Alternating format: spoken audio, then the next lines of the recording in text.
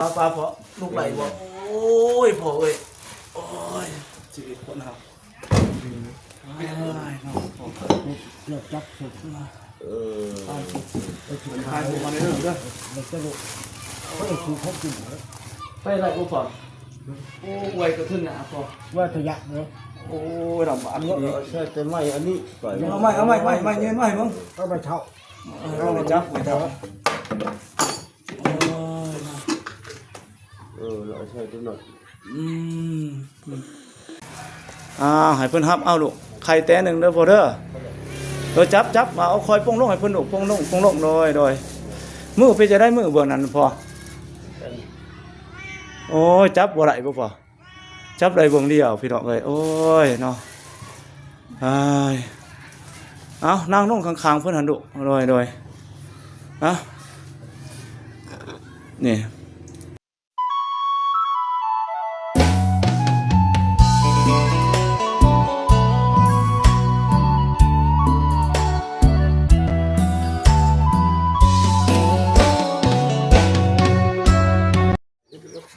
สาวเราเป็นผู้คนเบิ่งแง่ง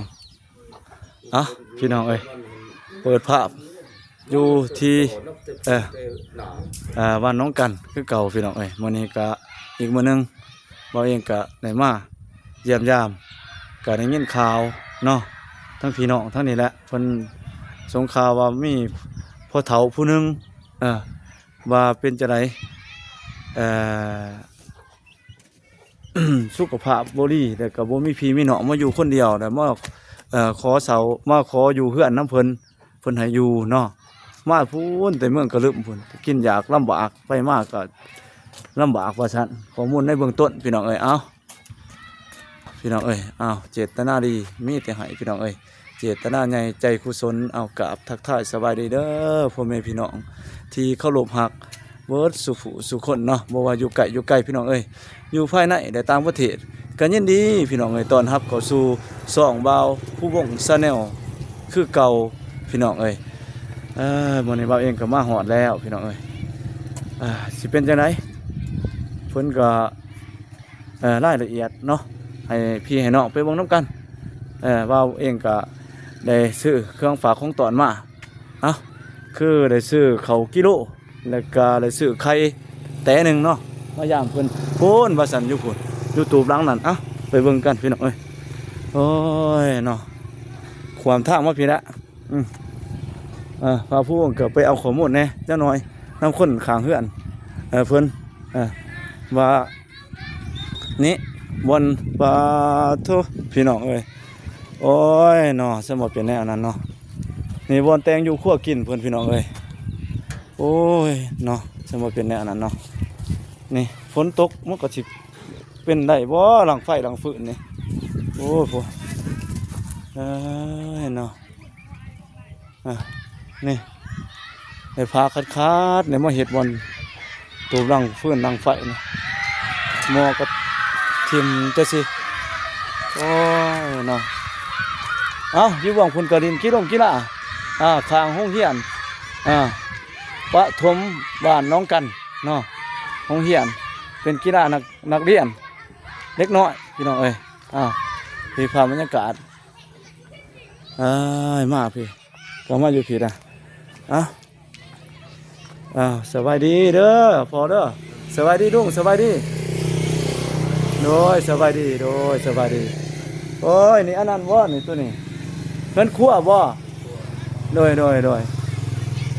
ไปเบิ่งให้ลูกอันนั้นไปลูกไปมาก็ลูกชายพี่น้องเอ้ยว่าอันนั้นนี่ติลูกนี่มาก็ลูกชายซื้อข้าวกิโลเอาแต่ตัวเดียวก่อนดูตัวนั้นมันสิตกกับไข่หนึ่งแต่มาให้เพิ่นพี่น้องเอ้ยช่วยเหลือกันโอ้ยย่อไหลบ่ได้มันสิแตกได้ลูกเขาก็6 โลพี่น้องเอ้ยมาช่วยกันขออนุญาตขึ้นถึงเด้อพอเลยโอ้ยเนาะโอ้ยไม่แต่แม่เอาหน่อยนะว้าเป็นหมูเนาะบัดนี้โดยเขาไหนพุ่นพอเป็นเขาโอ้ยเป็นเขาเลยพอเด้อมาดูมาเบิ่งตกได้ดู อาจจะไปหมอบด้วยดูเด้อหมอบให้เพิ่นด้วยดูเด้อ ให้ลูกชายเป็นผู้เหมาะขออนุญาตเด้อให้เพิ่นรับเอาลูกไข่แต้หนึงเด้อพ่อเด้อโดยจับมาเอาคอยปงลงให้เพิ่นลูกปงลงโดยมือไปจะได้มือเบิ่งนั้นพอโอ้ยจับบ่ได้บ่พอจับได้เบิ่งเดียวพี่น้องเอ้ยโอ้ยเนาะเอานั่งลงข้างๆเพิ่นหั่นลูกโดยนี่แม่นอันนั้นเครื่องอยู่แต่งกินบ่พอ เอาไป โอ้ยเนาะ มีกับมีเป็น เหนื่อยอยู่ผู้เดียวบ่ถ้าพอ คนเดียว โดยซื้อจังได๋ถ้าพอนี่ อายุ ฮะ อายุอายุบ่โอ้เพิ่นซื้ออายุพี่น้องเอ้ยจักปีแล้วถ้าพออายุจ้ะ 55เธอจน60เป็นตัด อ่าอายุ50ปลายปี5055เพิ่นก็บ่จื้อเพิ่นว่า55 60นี่แหละอายุเพิ่นพี่น้องเอ้ยโอ้ยนี่ มาอยู่พี่รุ่นน่ะบ่ถ้าพอ ตอนนั้น อ่ะ 30 ปี 30 ปีแล้วบ่มาอยู่พี่3-4 ปีบ่แล้วจ้ะ 30 ปี โอ้ยโดนเติบเลยพี่น้องเอ้ยเพิ่นมาอยู่นี่อยู่กับไผล่ะพอจักคนน่ะถ้าพอ เดียว อยู่คนเดียวบ่ลูกหลานไปไสล่ะ มี บ่มีลูกมีหลานบ่พอ มี โอ้ยพี่น้องเอ้ยป่าเปลี่ยนเนาะห่างไกลก็เฒ่าแก่สระมาได้ก็บ่สมบูรณ์พี่น้องเอ้ยลูกหลานก็บ่มีอยู่ผู้เดียวพี่น้องเอ้ยโอ้ยชีวิตของตอนเฒ่าตอนแก่คิดว่าสิมีคนเลี้ยงคนดูเนาะพ่อเนาะจะสิเฮ็ดจังไดห่างกายเป็นจังไดพ่อห่างกาย สุขภาพบ่สุขภาพอยู่ สุขภาพก็บ่ได้มือบ่นั้นก็จับบ่ได้บ่พอลูกย่างก็ยากโอ้ยมือบ่นั้นก็มือพิการพี่น้องเอ้ยมันจับหยังก็บ่ได้จับได้เบิ่งเดียว จักนัก ยกก็บ่ขึ้นซ้ำโอ้ยชีวิตคนเฮาพี่น้องเอ้ยมืองอพี่น้องเอ้ยพ่อใหญ่ยุเด้อพี่น้องเอ้ย ไป อีพ่อยุ FC ท่านใดก็คิดอยากช่วยเหลือเพิ่นเนาะว่าวงก็ช่วยได้เล็กๆน้อยพี่น้องเอ้ยเพราะว่ากำลังบ่หลายก็ช่วยนี่ก็แม่นของว่าวงเองเด้อพอเด้อด้วยนี่อันนั้นไข่กับซื้อข้าวกิโลมาให้แต่พอโดยถ้าว่า FC ท่านใดอยากช่วยเหลือเพิ่นอยู่ผู้เดียวนี่พิการซ้ำพี่น้องเอ้ยไปใช้มาใช้ก็ลำบากสบายดีแต่พอ บ่ดีสบาย หน่อยโอ้จักอยู่เป็นจะได้เอาพอนี่เพิ่นผู้ใดเด้ออันนั้นไปลูกยากมายากก็สิได้ไผได้ให้เบิ่งบัดนี้ มีแต่บักซักไข่บักซักว่ามือ โอ้ย ไม่ได้ถ่าย เข้า ไม่ได้เท่าเขาเลยยากซักไป โอ้เอาไม้กันเท่ายางซักไปบ่พอเอามาเบิ่งพอไม้กันเท่า ไอ้พระทัดกาย โอ้ยนี่ไม้กันเท่าพอพี่น้องเอ้ยนี่ชีวิตตอนเฒ่านี่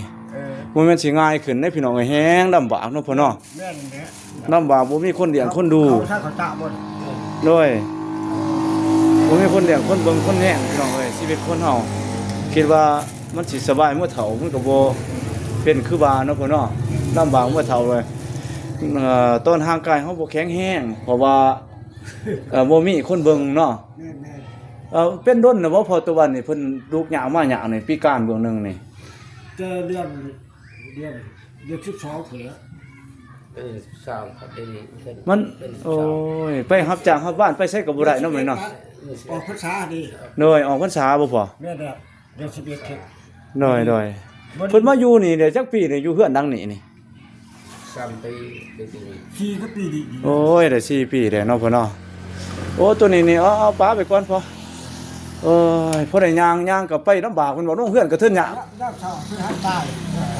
โอ้ยเนาะ พระทัดกาย บ่ดีเทิง โอ้ยลำบากแท้ๆเด้อพี่น้องเอ้ย ยากครับไปกับว่าไม่ให้เพิ่นอยู่ซื่อๆเขาอยู่ซื่อๆมันสิจักเขาว่า โดยมีแต่ นี่แต่ให้จะชักเลย โดยเบิ่งน้ำเนาะพ่อเนาะซอยกันนี่ก็บ่แม่นพี่แม่น้องดอกแต่ว่าพี่น้องกันบ่พ่อ พวกครับแค่ ฮักแพงซื่อๆเนาะพ่อเนาะ มาอยู่ทั้งนี้เขามีที่เพิ่นอยู่แล้ว โดยซอยกัน ทีเนี้ย โอ้ยโดยอ่า มีมันไข่เลยดิ ก็ดีขึ้นจักหน่อยบ่พอ แอบได้แอบไป ก็พอไปจึกๆจักๆเนาะพ่อเนาะนึ่งข้าวนึ่งแกงเฮ็ดอยู่เฮ็ดกินเด้อาบน้ำอาบในไปจังได๋มาจังได๋ยากสมควร เนี่ยนี่คือซักเกิดตาหามาให้ โอ้ยมีลูกของทพพี่น้องเอ้ยลูกชายของทพแหละเพิ่นมาช่วย ช่วย มาช่วยตักน้ำตักใน เ ซำว่าเป็นลูกฮักเพิ่นนี่เนาะ เออ ก็ยังดีมีลูกฮักที่ว่ามาตักน้ำตักใน เงาเพิ่นเอายืมกัน3ล้านบ่ทันให้กันอยู่จะมาโทรหาเลยอยู่ เอ้ยเนาะ เงินมันออกให้งานเนี่ย3ล้าน หน่อย เพื่อน ตอนเพิ่นยังแข็งแรงบ่ แม่เนี่ย บัดนี้เขาบ่ทันให้ซำเนาะ บ่ทันให้ลูกเคยเพิ่นบ่ยืม มาเนาะ ยืมอยู่ยากเพิ่นเป็นอาบ่พระคือกัน โอ้ยมีแต่พวกมีแต่เป็นพญาติเป็นโรคเนาะพ่อเนาะ อยู่ชาแปดอันนี้มันเข้าบำบัด เลยนอนก็นอนผู้เดียวบ่ทพ รอดคนเดียว อยู่ นอนผู้เดียวโอ้ยเนาะเลย ใช่ครับให้จะซักไปรอดครับครับเป็นบอกตาม เลยเอาขอบใจเด้อพ่อเด้อขอบใจเด้อทพเด้อตอนเช้านี่กินกับหยังกินข้าวกับหยังนี่แม่นบ่ได้คงกินเพิ่นนี่ผู้ใดเฮ็ดนี่โอ้ยบ่มีหยังพี่น้องเอ้ย ตัวนี้เขากินนะ โอ้ยแป้นได้เติด มิตรมี เออ ผมเป๊ะ รวมกับเปียกบอก เป๊ะมันเดี๋ยวมันเจ้า ดีๆก็ยังหายากที่ใด เขาถ้าย่างร้านเราดูเมื่อจะบอกเขา หน่อยอันเดียว นี่จะมาได้ข้าวมาให้เพิ่นลูกนี่ได้ซื้อข้าวกิโลกับกับไข่มาให้เพิ่นแต้หนึงพอได้กินประทังชีวิตไปก่อนพอได้อยู่ไปก่อนถ้าว่า FC เห็นคลิปว่าผู้วงอยากช่วยเหลือเนาะพ่อยุเนาะ พ่ออยู่ก็ดูโตนเพิ่นอยู่ผู้เดียวพี่น้องเอ้ยยังมีลมหายใจนี่ก็ขอให้พี่น้องมาซอยเด้อพี่น้องเอ้ยซอยบ่ว่าหลายดอกผู้ละเล็กละน้อยจักเด็กจักหน่อยผู้ใดเขากินซ้ำชีวิตเพิ่นยังนี่เนาะจักสิอยู่ได้รอดปานใดโอ้ยเห็นก็น้ำตาอยากย่อยว่าวงคือดูโตนเพิ่นพี่น้องเอ้ยชีวิตคนเฮามันบ่แน่บ่นอนเนาะความบ่แน่นอนนี่แหละเพิ่นในความเป็นอนิจจังเพิ่นว่าทุกครั้งอนัตตาพี่น้องเอ้ยชีวิตคนเฮาขอดก็แก่ๆหันอันนั้นบ่ตัวนั้นบ่แต่งอยู่ครัวกินเพิ่นบ่พอหัน แม่ โอ้ยเนาะ ผู้พันเขาก็บ่เฮ็ด เลย โอ้จับ ฝนตกมามันสิหนึ่งเขาเป็นบ่เนาะฝนยามลงยามแดงก็สิแค่แน่อยู่ยามฝนนี่ก็โอ้ยเนาะจะมาเป็นจังซี่ชีวิตคนเฮาเนาะแม่นหยังล่ะตัวนี้ก็พอโอ้ ข้อไฟ ก็ค่อยไข่ น้ำอยู่น้ำกินนี่ก็อาศัยมาแต่พุ่นบ่นี่โอ้ยเนาะ นั่งก็จะ ไว้ครบเอา โอ้ยพ่อเอ้ยจังไดเนาะ หมดไปใครเรียก มีแต่ บนอยู่บนนอนเบิ่งสิขอเขามาเบิ่งบนอยู่นอนลุกไหลบ่พอ บ่ได้ ได้ โอ้ยลุกไหลบ่ไหนเบิ่งจับกล่องให้เบิ่งเถอะพอละจับกล่องเบิ่งพอสิเอาเล่าลูกนั่งลงดีๆติลูกนั่งลงยับไปพุ่นลูก พี่บ้าน โอ้ พี่ ยพ่อเอ้ย แล้วก็ได้ใครก็ถึงพันเลย ปลาพอลุกไหลบ่โอ้ยพ่อเอ้ยโอ้ยชีวิตคนเฮาเอ้ยเนาะ เลือกจับสุด เออ มันพายผมมาเรื่อยๆเด้อ แล้วก็ลูกเขาได้คือเขากิน ไปไรบ่พอโอ้ไวกระทึ่งหนาพอ ว่าขยะเนาะ โอ้ยลำบาก ใช่แต่ไม่อันนี้ปล่อย เอาไม่ยืนไม่มึง ก็ไปเท่า เอาไปจับไปจับ เราใช่ตัวหน่อย โดยเอาเบิ้งทางไปคนใดบ่พอโอ้ คันล่มมันลุกว่าได้เลย โอ้ย โอ้จังเลย โอ้ยเนาะสมุดจำไปลูกมาพิงไม่นางทั้งหนาไปดูค่อยๆยางเรียนทั้งหนาไปนั่งบนวันนอนเพิ่นโอ้ยทำบางยางหอดบ่ได้ของเลยคอยตูดไปบ่พอแต่ละเทื่อ ไปติด โอ้ยเนาะโอ้ยไปไหนบ่พอโอ้ยขาบ่นี่กระตูดบ่ได้พ่อเว้ยเนาะดอกเอ้ยโอ้ยโอ้ยโอ้ยถึงเงินจะไปหาหมอกับบ่มี โอ้ยพี่น้องเอ้ยบ่ทันได้ไปหาแพทย์จักเทื่อบ่พอ นั่ง บ่ทันเคยไปเนาะ มีแต่อันนั้นไปแต่ปลาตัวโอ้สัก ทุกสระนี่บ่ ปลาสลา โอ้ย ตัว เนาะ นี้ อืม เดือด ค่อยนั่งลงก็ได้พ่อนั่งลงนี่ลูกสิเอาลงเอานั่งลงเป็นน้ำมาผิดก็ได้พ่อโอ้ยคุณถอยไปคุณลูกถอยไปคุณถอยไปคุณโอนั่งลงพ่อนั่งลงค่อยๆนั่งลงลูกสิโคกว่านั้นเอ้ยลำบากเลยโอ้ยเนาะโอ้ยเนาะโอ้ยพี่น้องเอ้ยอ่ะเขาตัวนี้ก็สิเมียนให้เพิ่นโอ้ยนี่เรื่องตัวนี้เขาพี่น้องเอ้ยโอ้ยนี่เขาเพิ่นย่างตัวนี้อ่ะตัวนี้ว่าโอ้คือมาให้ใหม่6 กิโลพี่น้องเอ้ยอ่ะเอาคนนี้กินกับไข่เด้อพ่อเด้อให้พ่อได้กินเด้อพ่อเด้อได้จังมื้อนี่ไข่ซ้ำนี่พ่อแต่หนึงนี่โอ้ยไปนั่งอยู่สิไปหาแต่หลายมื้ออยู่เนาะพ่อเนาะโอ้ยพ่อเอ้ยพ่อแพทย์หมอก็บ่เคยไปจักเทื่อบ่พ่อ มี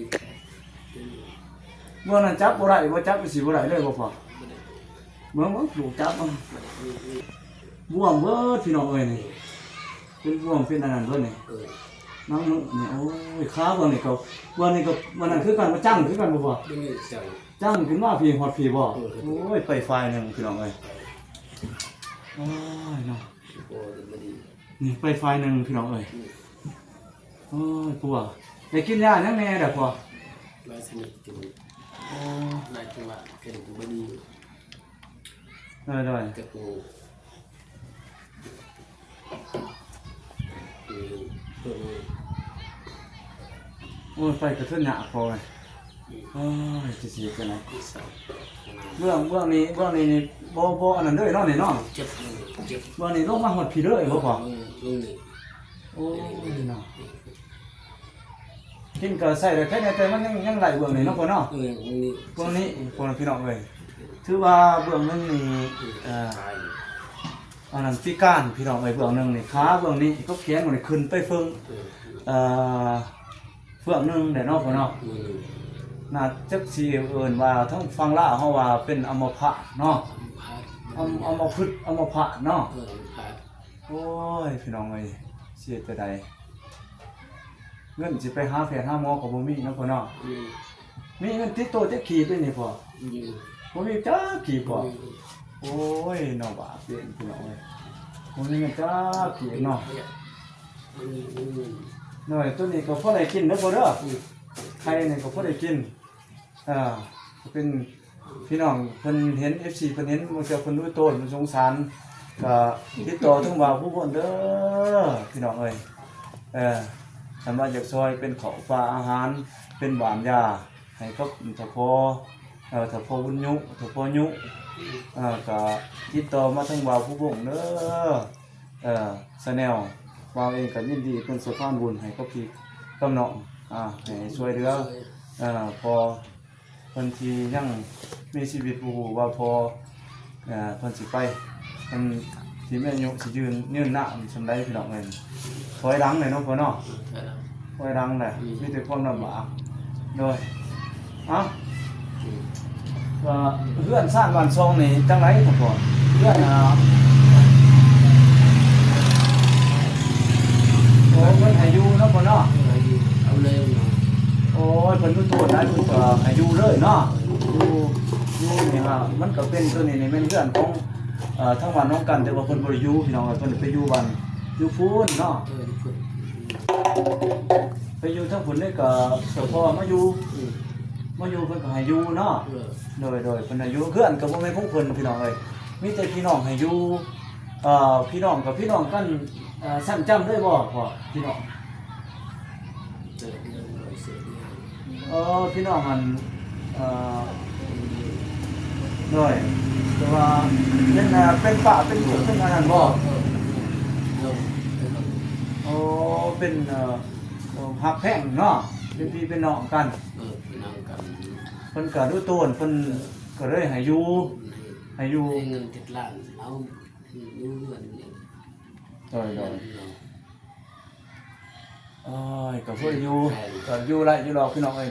แต่ว่าเพิ่นขวดนี่ก็โอ้ยนักหน่วงแล้วพ่อเอ้ย ยามฝนล้างไรอยู่บ่หั่น ก็ล้างกำลังคันนี้ โอ้คันยามฝนนี่ยับเขามาล้างอยู่พี่บ่ เอ พ่อ อ โอ้ตารางเนาะแต่ว่ายามแรงยับออกไปพุ่น เอ เนาะ อนั่งคน โอ้ยไปอาบน้ำอาบไหนนี่ยากบ่พ่ออาบน้ำอาบไหน น้ำเถิงไก่ ไปบ่ได้ไปบ่เหาะใจ ใจมา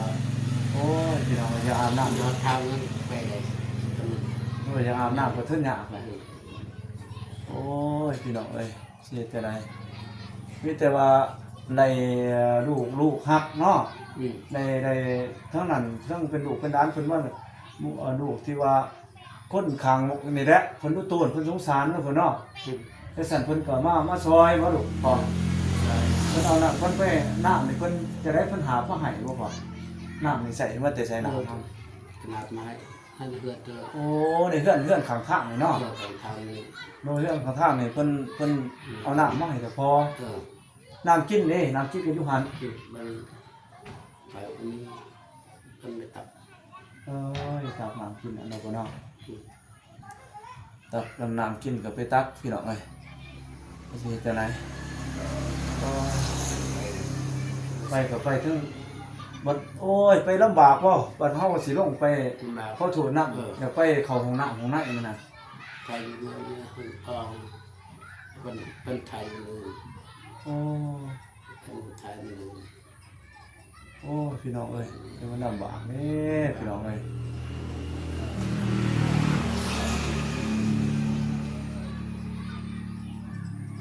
ตายแล้ว เออเชื่อเรื่อง แต่เรื่องเป็นขยับบ่ได้นี่สิหาเรื่องน่ะ เอ บ่ อ บ่ เชื่อเรื่อง โอ้ยน้อยๆมือก็จนบวมหมดพี่น้องนี่มือบวมหมดนี่บวมหมดขาแขนมันบ่สะดวกแฮงไปนี่มีแต่ตู้แป้งสิบ่บอกปล่อยตู้ไปบ่เฮานอนกลางค่ำขึ้นบ่ปวดบ่แขนขาต้นโตบ่นี่ปวดบ่ ป พ่ ว อ ดปวดนี่บ้าน โอ้ยพี่น้องเอ้ยคำว่าพี่น้อง FC วาวผู้วงเนาะมียาปัวมีอันนั้นแนะนำเลยเด้อพี่น้องเอ้ยแนะนำมียาปัวเพิ่นมีแนวเป็นยาสมุนไพรยาหยังบ่หรือว่าแนวใดก็แนะนำเลยเด้อคอมเมนต์มาหาใต้คอมเมนต์มาผู้วงเลยก็แนะนำมาผู้วงว่าสิช่วยเพิ่นจังไดเนาะได้ก็ขอวอนนำ FC เด้อเบิดทุกคนที่มีความเมตตาอยากช่วยเหลืออยากเฮ็ดบุญนำเพิ่นเนาะก็ติดต่อมาได้พี่น้องเอ้ยว่าผู้วงก็ยินดีเป็นสะพานบุญให้พี่ให้น้องเด้อพี่น้องเอ้ยช่วยเหลือเพิ่นนี่คันตัวนี้เนาะบ่พอนักเนาะพ่อเนาะ รับ พอได้ระวังโต๊ะเพื่อนเด้อพ่อเด้อ เออ คอยต้นลงนี่คอยตู้ลงบ่พ่อ พุดลง โอ้ยเพื่อนขึ้นยาก เออ ลงก็ยาก ย่ามฝนก็แฮงย่านมื่นนี่แค่นี้มันย่ามเด็กย่ามฝนมันฟ้าใส่หันโอ้ยข้างในมันมื่นนี่อันตรายเด้อพ่อโอ้ยเนาะขอบใจทั้ง FC ทุกคนเด้อขอบใจ FC น้อยเอามือน้อยขอบใจเด้อ FC ที่เขามาเบิ่งมาชม คือ น้อยขอบใจหลายๆเด้อน้อย คือคุณนะ น้อยเตะกับเตะเดือกับสี่ น้อยขอให้พอเศร้าไว้ๆเด้อ เออ น้อยเศร้าไว้ๆ คือ แต่ว่า FC มียาดีหรือว่ามีวิธีแนะนำเนี่ยอะไรสิช่วยเพิ่นได้ก็แนะนำได้เด้อพี่น้องเอ้ยนี่บ้านเกินเมืองนอนอยู่ไสพออีกครั้งอีกสุดท้ายมันก็ลืมพุ่นบ่หรืออยู่ไสพอ มันก็นึก โอ้มาที่เมืองก็ลืมเนาะพ่อเนาะโอ้ยลูกหลานก็บ่มีพี่น้องเอ้ยลูกหลาน มี อยู่ผู้เดียวขอรอ เดียวจ้างเลยบันนั้นเล็กมือ เด้อ บันไดเดือนนี้มีการ จำบ่ได้ลูกเด้อเอาอีกแบบนึงละตายอยู่นี่แหละพ่อเอ้ยสุดท้ายนี่ว่าเองก็ขอขอบใจเนาะขอบคุณ กับสี่ FC เรียกว่าพ่อแม่พี่น้อง เดือน ที่เคารพรักของบ่าววงที่เขามาเบิ่งมาชมคลิปของบ่าวพง แต่ว่าผู้วงได้เฮ็ดคลิปมาเนาะแต่พุ่นแหละเป็นต้นจนฮอดปัจจุบันนี่ก็ที่บุญบ่ถึงบ่ปาขอให้ FC จงมีความสุขความเจริญสุขภาพแข็งแรงในการเดินทางไปไสก็สะดวกสบายปลอดภัยแคล้วคลาดจากพยันตรายทั้งปวงเด้อพี่น้องเอ้ยม่านผู้มีบาปก็บ่สามารถทำอันตรายพ่อแม่พี่น้องที่เคารพรักของว่าผู้วงละน้องขอให้มีความสุขทางโลกและทางธรรมพี่น้องเอ้ยขอให้เงินไหลน้องทองไหลมาเงินบาทเต็มกระตาพี่น้องเอ้ยเงินดอลลาร์เต็มธนาคารเต็มเฮือนเต็มศาลเต็มบ้านเต็มซองเป็นเศรษฐีมหาเศรษฐีกันเบิดสุคนเด้อนี่ก็นี่ FC ว่าผู้วงให้มีดวงตาเห็นธรรมได้บรรลุธรรมในภพนี้ชาตินี้พี่น้องเอ้ยว่าวงก็ขอกราบลาพี่ลาน้องไปก่อนโอกาสหน้าจะมาถ่ายคลิปให้พี่ให้น้องได้เบิ่งอีกบ่าวเองก็สิขอกราบลาพ่อแม่พี่น้องไปก่อนบ่าววงก็ขอกล่าวคำว่าสบายดีเด้อพ่อแม่พี่น้องบ๊ายบายเด้อบ๊ายบายพ่อเด้อ